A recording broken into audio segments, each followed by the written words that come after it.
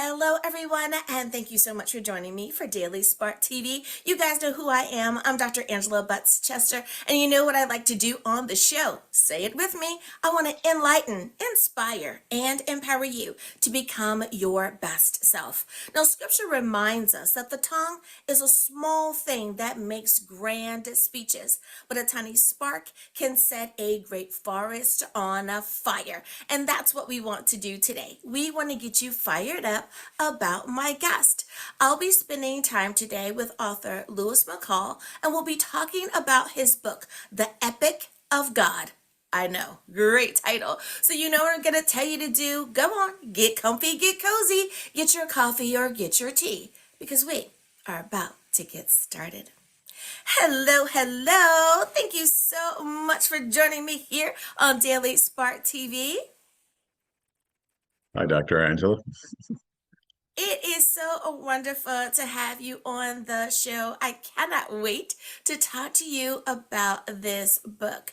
Now, I realize that many people may recognize you, but we might have a few viewers who are unfamiliar with you and your work. So before we get started, can you tell us just a little bit about yourself? What makes you you? Well, what makes me me is that very early on, I had a love for God. And as a young 7 or 8 year old, I liked to read the Bible. And I just fell in love with Jesus, particularly out of the book of Mark. I uh, had a real medical crisis as an 8 year old, and I was paralyzed from my waist down. And that's when I learned how to pray. I remembered hearing about King Hezekiah, who turned his face toward the wall and prayed.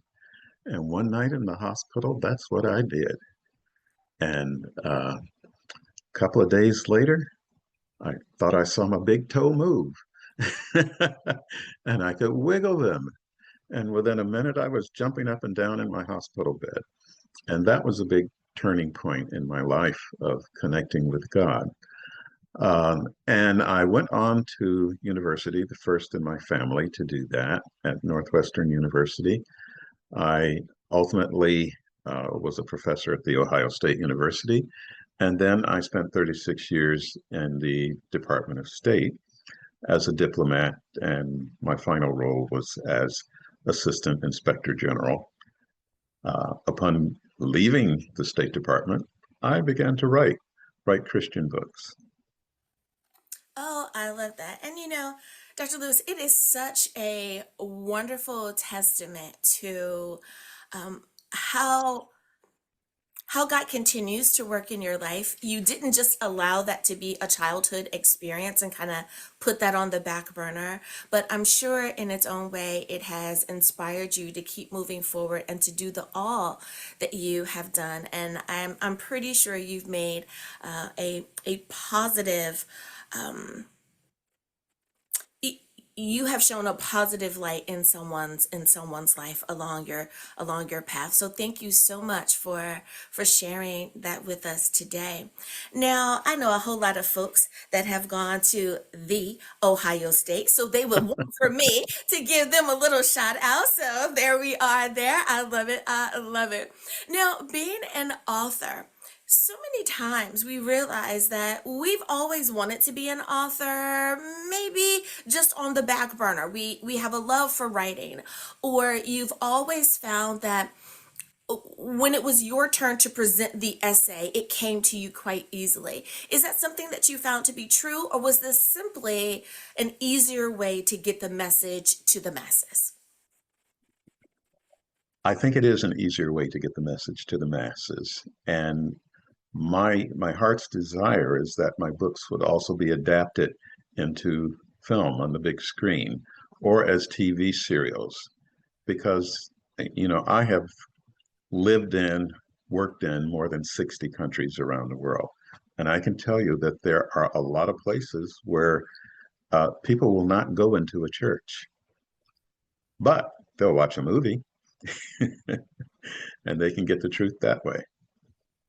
Oh, that is a boom, like an eye-opening piece of information for so many people. I think here in the States, we just assume that if you want to go to church, you go to a church, that movies are optional or just something that you do to entertain yourself. But what a wonderful piece of information there. I could just feel that someone's going, oh my goodness, I need to take advantage of that piece of information I've just gained, and what can I do to be a part of the solution there. I wouldn't be surprised if someone reaches out to you to help make that happen. Now, when it comes to the title of the book, The Epic of God, now I love the title. If I saw that in my local Barnes and Noble, I am definitely going to thumb through. With that being said, how did the title come about? Well, because this book is about God. It's not about a particular man or woman. It's about him. And he's eternal. He's always existed, and he always will. But people are like bit characters. They come and they go. Their life, the Bible talks about our life being like a vapor. It, uh, but God is there. And so what I wanted to do was to introduce God in a way that people had not really known him before. Hmm. And you're onto something there, because I'm finding that as we age and mature, not just in our physical space, but in our spiritual space as well, God becomes that much more to us, and how we understand God's presence in our lives and how we interact as a believer in the lives of others. So I love that you are tackling that. Some people, I think, love the Old Testament God, because they were like, oh, God was, out there kicking some butt and handling business. But then there are people who say, well, I don't need that version of God, because I'm I don't always do the right thing. I need the loving and forgiving God that's found in the New Testament. So I love that you are exploring all of that in this book. I love it. Now, when it comes to the reader of the book, and I try to ask this of everyone of every book, would you say that your book is appropriate for someone as young as high school, like a ninth grader, 14, 15 years old, or do they need to be college age, a little bit older, to be able to follow along? It's absolutely appropriate for primary school students. I don't know if you've seen the stuff that they are reading and looking at. That's true. That is very true. They are not the high schoolers of our day. You are definitely correct there. And I love that this book is okay for them to read, because we also assume that just because we were in church, and I mean that collectively speaking, just because we were in church at a young age, it doesn't mean that every generation who follows is automatically going to be in church every Sunday, or attend vacation Bible school, or have those Sunday school lessons. That really is a more personal experience than we realize. So I'm glad that it is available for all to read. Now, would you say that the reader also needs to be of a certain believer level? Is it okay if they're new to the faith? Will they be able to follow along? Or is this more for an intermediate or mature Christian? They don't even have to be a Christian or in the faith, because God is a God of whosoever will. And he is appearing to people today that are not Christians, but they encounter him, and then they come to faith and belief. And so it's there for everyone. I remember when I was in India, I was up uh, in Darjeeling, which is up near the top of the roof of the world. You see the tallest mountains out there. And I had a monk in his saffron robe come up to me, as because I was lost trying to find out where my hotel was. And he pointed the way to my hotel. Well, that evening I get a knock on my hotel door. I open up, it's the same Buddhist monk. And he came in and he said, I want to know about Jesus.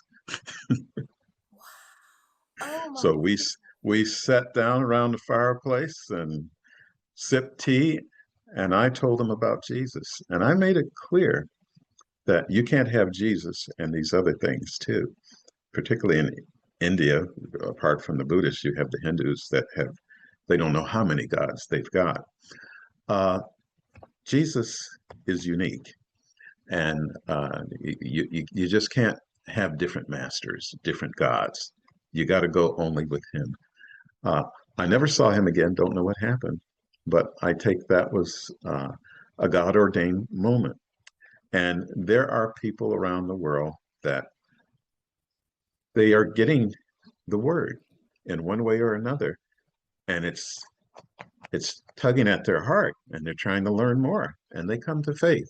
So yeah, we want Christians because, frankly, I think a lot of Christians um, are under informed about God. They hear the same sermons over and over again. How many times do you think you've heard the sermon of the prodigal son or something like that? There's a whole lot more to it. And so I try to show the whole sweep of this. I love that you have said that. I think that for so many of our younger people, I'm talking those that are like in their 20s and 30s, they are tired of the copy paste, the rinse and repeat. They want to know how to have that personal relationship. They want the nitty and the gritty. They're unfortunately, God is competing with social media and reality TV and all of that. So I don't need the same stories that I heard when I was forced to go to church with my grandmother. I want to know this grown up God, this Jesus that can do something for me right now when I'm trying to pay off student loans, when I'm trying to buy a house, where the world, is my job going to be there tomorrow, so on and so forth. The troubles that they have. So you are definitely onto something. And what a great example. I think someone chuckled there. It's like the prodigal son. Oh my goodness. And the talents. Oh yes. There are certain ones that yeah, we definitely could preach those in our sleep. You're definitely right.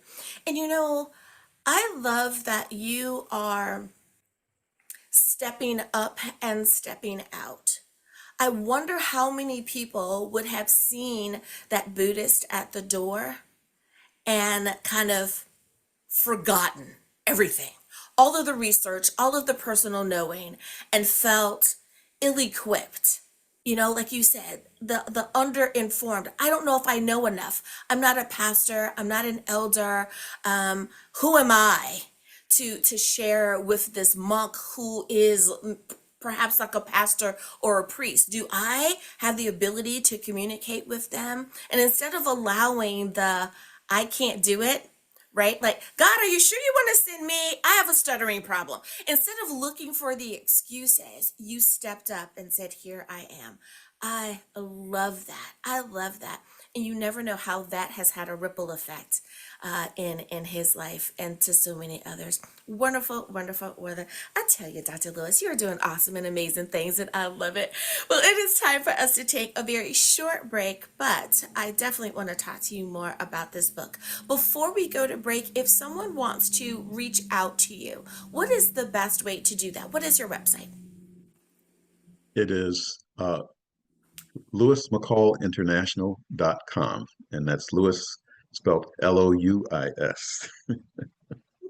I love it. Alrighty, everyone, you know where you can go get a copy of the book and the website to visit. We'll be back right after this.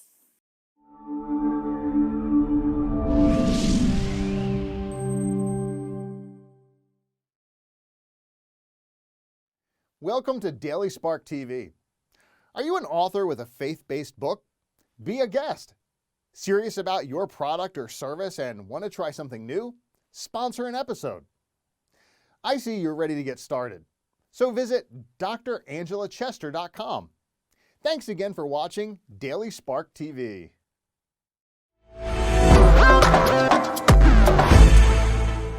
We are back. Welcome back to Daily Spark TV.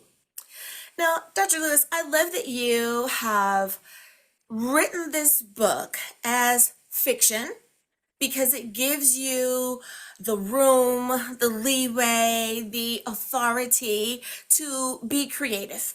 But you've used biblical fact and story to align the path accordingly. With that being said, why was it important for you to do that? I've never been to seminary. I'm not a pastor, although I did have credentials at one time. Um, I think it's important for people to know God. There are instances in the Bible where, such as Moses at the burning bush, where people have an encounter. Uh, Jacob, who wrestled with the angel, who was a theophany of Jesus, they have a direct encounter. But we can all have an encounter.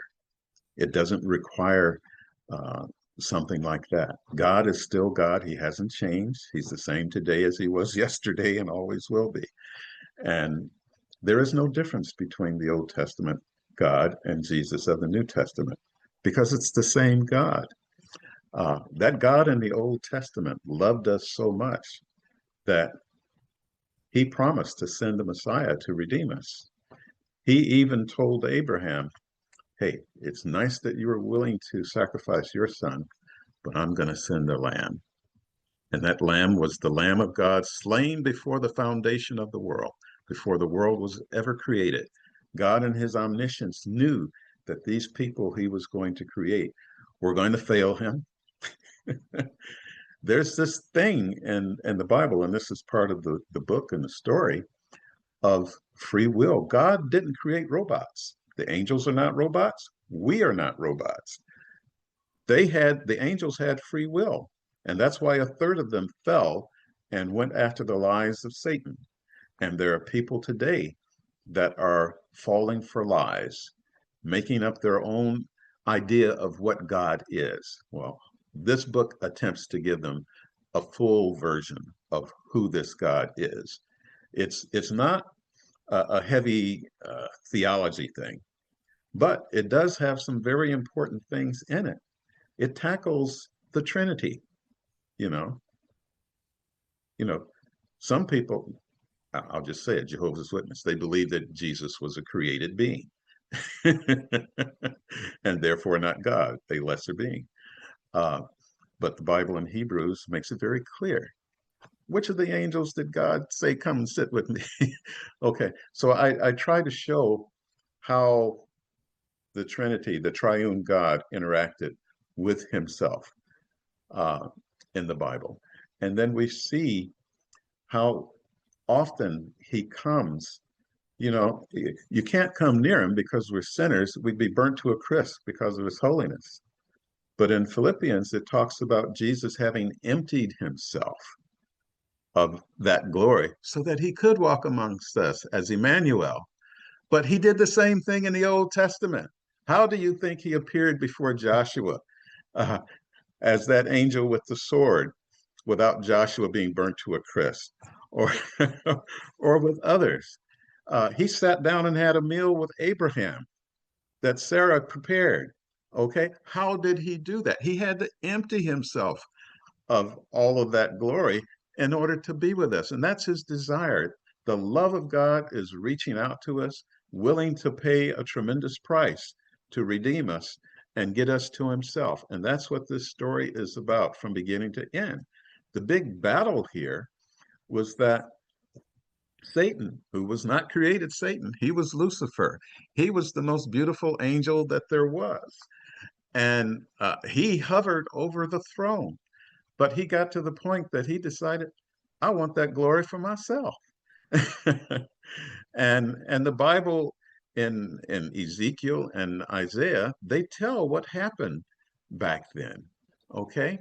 And so what he did after God allowed war to be in heaven, this beautiful place, he allowed war to be there because it made the angels make a choice. And so the third of the angels that went with Lucifer, that got that out. And then with humankind, we have to make a choice. You know, Billy Graham used to always talk about decision. Okay, we have to make that choice. No one can make it for us. Your mama can't do it, your grandma can't do it. You have to make that choice. And so we see all through this how God is reaching out and drawing people to himself, and how Satan is trying to corrupt it from the very beginning.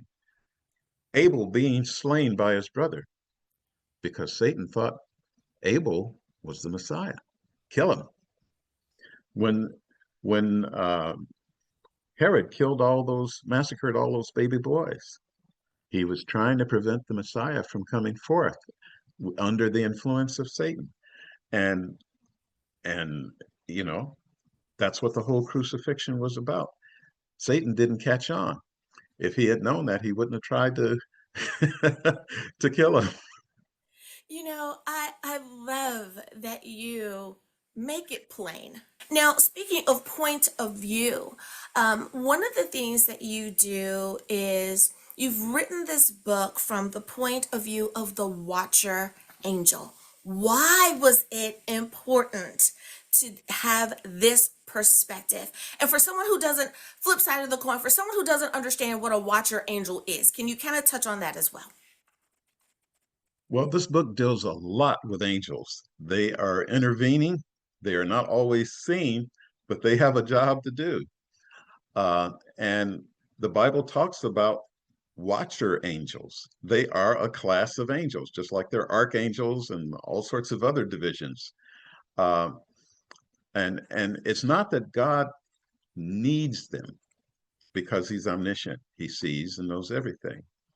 But their job is to go and to see and to report back. And so in the book, I have Ben Elroy, this watcher angel, come back repeatedly and tell God, this is what's going on down there. And then the Bible talks about God on occasion saying he comes down to see for himself. No intermediary. But the angels are there. How do you think Jesus was saved when he went to his hometown beginning his ministry and they wanted to throw him over the cliff? He walked through them and they didn't see him because the angels were there, blinded the eyes of those people to it. The angels were always there. When he was led by the Holy Spirit after his baptism into the wilderness, uh, after being tempted by Satan and being awfully hungry and thirsty, tempted to turn the rocks into bread so he could eat because he had a human body. What did he? The angels came and ministered to him. Okay, so the angels have always been there. We don't think that much of them, but you know, I've seen angels.